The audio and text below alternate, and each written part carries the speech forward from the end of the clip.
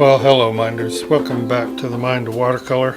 I hope you've all been enjoying InkTober out there, and I know I have. These are a couple of pieces that I've done if you're not following me on Instagram or Facebook. And so far we're on day 8 as I make this video.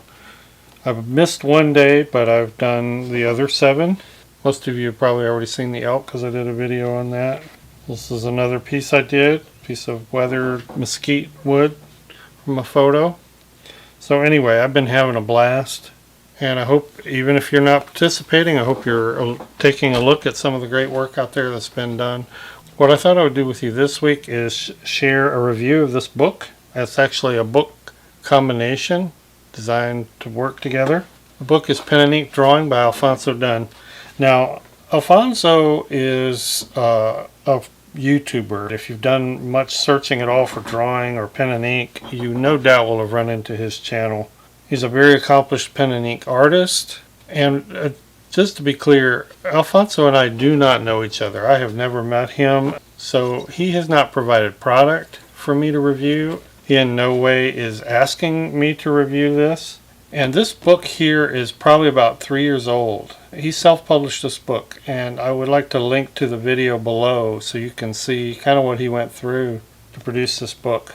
But this book kind of came back onto my radar again when he published this companion book and released it just recently. And I thought, wow, okay, this is kind of getting serious, and I want to check this book out. I want to know if this is something that during InkTober especially, with an emphasis on pen and ink, if you're interested in it, this is something that you might want to check out.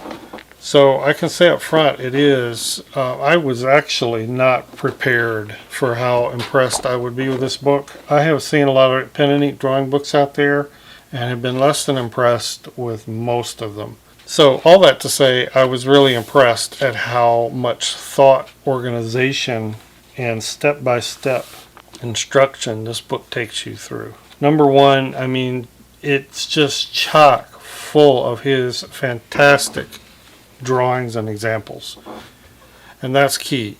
He didn't get super text heavy, and he's got examples everywhere from loose sketching to really tight things, and he really takes you through the process in the same way that I have sort of taken myself through the process of pen and ink. So that was one of the things that sort of impressed me. It's like, yeah, well, that's exactly the stages I went through in learning pen and ink and improving in pen and ink. You know, he tells you the basics of starting up, you know, your supplies. He takes you through each of the kinds with a brief write-up. You know, dip pens, ballpoint pens, roller ball pens, technical drawing pens. Gives you a good primer on what the differences are. Then he starts with the foundation. Now this is a great drawing book. Not in the sense from taking you from the beginning, you know, how to draw, but let's say you have some drawing skill and you're wanting to improve. So even if you're just using a pencil, this book is valuable because a lot of these same strokes and practices can be used with pencil. So he takes you through step by step the way I think your foundation ought to be built. Strokes, talks about holding the pen control, then gives you an overview of the different types of strokes and how those strokes can be combined or varied. This is, I think, very valuable to give yourself an arsenal of varied strokes and varied methods of application. Then he gives you examples. This book is just chock full of examples so that you know going from this and this how those apply in a finished drawing. Very impressed. Here again, and many instruction books will give these kind of examples and maybe not even that many and then leave it at that, and they won't really spend a lot of time applying it to an actual drawing. I'll be very honest with you. As I said at the outset, I was not prepared for how impressed I would be. I thought what I'd be doing with this is, oh, here's a book on pen and ink. This guy's a YouTuber. You might be interested. I thought I was going to spend like 2 minutes just kind of shouting out this book. So after strokes, he builds on that by teaching you shading, how you can go from single lines to creating tone. Another very basic building block of pen and ink. Doing the value scale, doing gradations of value, very valuable. You use that all over the place. Just example after example after example. His portion here on shading and shadow was one of the most impressive parts. He just shows you lots of examples of how light may hit an object, then breaking down forms into planes to help you see. One of the most important things, this is why I say this is an important book for drawing, improving your drawing, is learning how to see. You know, looking at something and seeing things in the way an artist might see them. You know, we talk a lot about talent with art and artists, and I don't want to dismiss the idea that there isn't talent. I think a lot of art, really good art, is just really hard work. But what element of artists and art there is this talent, I would say, would be the ability to see. Some artists just can do that intuitively. They can see, and so they can put down what they see. But you can also learn how to see. And I think that's what he does really well in here. Just shows you what to look for in shadows and shading, and how shadows fall on a form. And of course taking that through by showing you with hatching and strokes how to achieve that shading and tone. But again, I mean, you could do the same thing with pencil. It shows you how to layer. This is building again on what he's already shown you, and this is the exact phases I went through in learning how to do pen and ink, is applying things not only to forms and directions, but in layers. By the way, he includes a lot of open space even in this book, and really recommends that you draw in this book as well. More examples, exercise, more discussion of how to apply the strokes to complement the form. Something I talked about in my elk video about be mindful of where your strokes are going. Don't just apply them randomly. I think that's the most successful way. Being even. This was another phase I went through. I'd done a lot of pen and ink work basically for freelance work in the past, and I learned that the less random that you are with your patterns, the more polished and finished your work's going to be. So he shows you how evening that out is important and how that translates into tone and value. Then some practice on simple forms and shapes. Example after example after example. Can't get over the work he put into this book. I promise you, folks, I promise you, we don't know each other. He's not paying me to say these things. As far as I know, he's not even aware of my channel. Maybe he's seen it, but these are my own original and totally unbiased thoughts. Great chapter on texture. Taking and building on the idea of strokes, then value, then applying strokes with the form, then turning those strokes at times into texture where it's needed. Concept, building concept on concept on concept. And you can always go on YouTube and watch him actually do some of these things. More texture examples. He just takes rounded forms and just practices texture. I mean, this is great about birds. I guarantee you there are things in here that are just going to make light bulbs come on in your head. You're just going to go, oh, man, yeah, so obvious, so simple. More examples. Importance of a sketchbook. I'll just kind of rapidly go through here. Thumbnails. He talks about thumbnails. I really didn't expect that. Very good. Just all things that I applaud and practice. Try to practice myself. Just using everyday objects to draw. You're never in want of something to draw. I don't care who you are or where you are. Gesture drawing. He gets into that a little bit. He doesn't get into that a lot. That's sort of an advanced anatomy and human form sketching thing, but he does talk about it and give some examples. Talks about the human figure. This really doesn't get into a lot of instruction on the human figure, but that really is a fairly complex subject and goes in a wholly different direction. Animals, basically brief discussions of those things. Scenery, and taking a drawing from a sketch to a finished state. Shows a process for that. That was very advantageous. This line of balance is a unique principle to him. I watched a couple of his videos on this, and I've never seen anyone else discuss it. It's something a lot of artists see and render sort of intuitively, especially experienced artists, but I have never put it into words like this or been able to articulate it the way he has here. But the line of balance is sort of unique to him. It may not be unique to him, but in my experience, it's unique to him. Just how everything has a flow and a balance. A push-pull, a forwards and backwards. Really interesting concept. I would call it an advanced concept, but nevertheless, he shows how that pattern appears in nature all over the place. From hair to human figures to musculature. There was a balance, a line of balance to animals, so on and so forth. Great. So, very impressed with that book.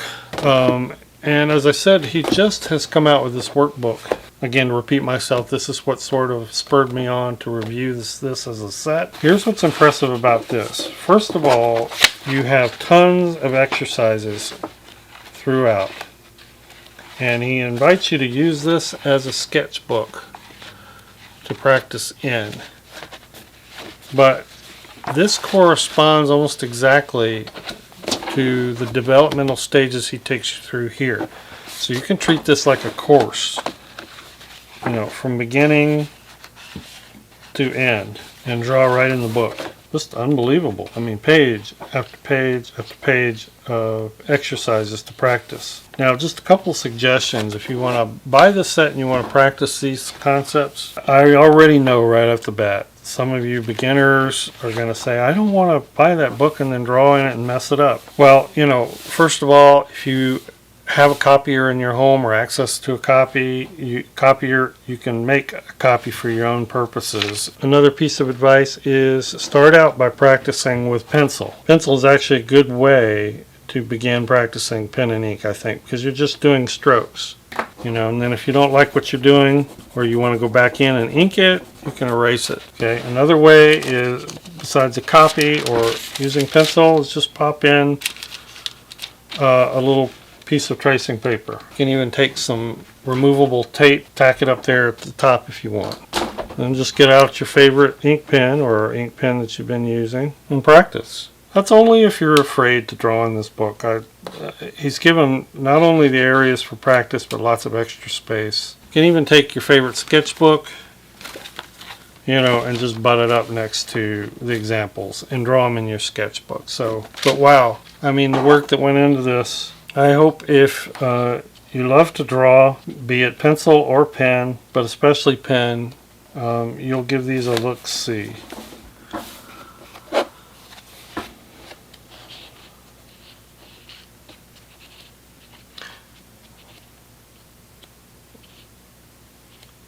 I mean, this workbook just makes me want to get out my pen and spend a couple hours drawing for the rest of the afternoon. It's just fabulous. Fabulous inspiration here, fabulous instruction. Okay? Now, I promised you in my first Inktober video that we'd talk a bit about old masters of pen and ink, and I have this book, which is really a great book. This is actually in reprint now. It was first published in 1982 and been re-released. It's a Dover book. You probably are familiar with Dover books. This is just a great compendium, and I hadn't planned to approach it this way, but after looking at the Alphonso Dunn books, this is a great follow-up and addition to studying the concept he teaches in there, and you will just see them. The same things that he teaches and builds on, you will see them repeated and practiced over and over and over in here. This covers years from the late 1800s to the early 1900s, and that's corresponds to the golden age of illustration. Just some fantastic artists. Edwin Austin Abbey, I'll just point out a few in here. There's just a lot of great ones, but I always have loved Edwin Austin Abbey for some of his very detailed illustrations, and you will just see, if you go in and just study the strokes, how he has rendered value and been very careful about how he places his strokes. Impeccable drawing also. More of his work. Some of you may be familiar with the famous Charles Dana Gibson. Just impeccable use of technique and applying parallel lines, applying lines to accentuate the forms, and applying lines in layers or together to create various myriad values. Charles Dana Gibson is famous for his Gibson girls, you know, from the time period. Well, one of my favorites, Howard Pyle. Howard Pyle wasn't just a painter. He was a famous illustrator, started the Brandywine School of Illustration, but he illustrated a lot of books in pen and ink. He had this really great high contrast style. But some of the same concepts, just applied slightly different way, slightly different style. A lot of white highlight space, contrasted with some very dark darks. Ever heard of Frederick Remington? Yeah, not just a painter, not just a sculptor, fantastic pen and ink artist. I mean, really fantastic. From the shadows to the deep tones to the highlights to the drawing, everything was great. Once again, you'll see a lot of the techniques in Alphonso's book demonstrated in here in different ways. Very good examples. Perhaps one of my favorites is Franklin Booth.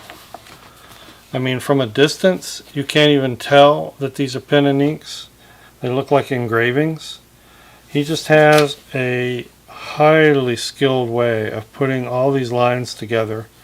I actually want to do a study piece. I thought about doing on this. He has several landscapes where he's done these clouds. I want to do a study piece for InkTober where he's rendered the foliage very differently than what you usually see.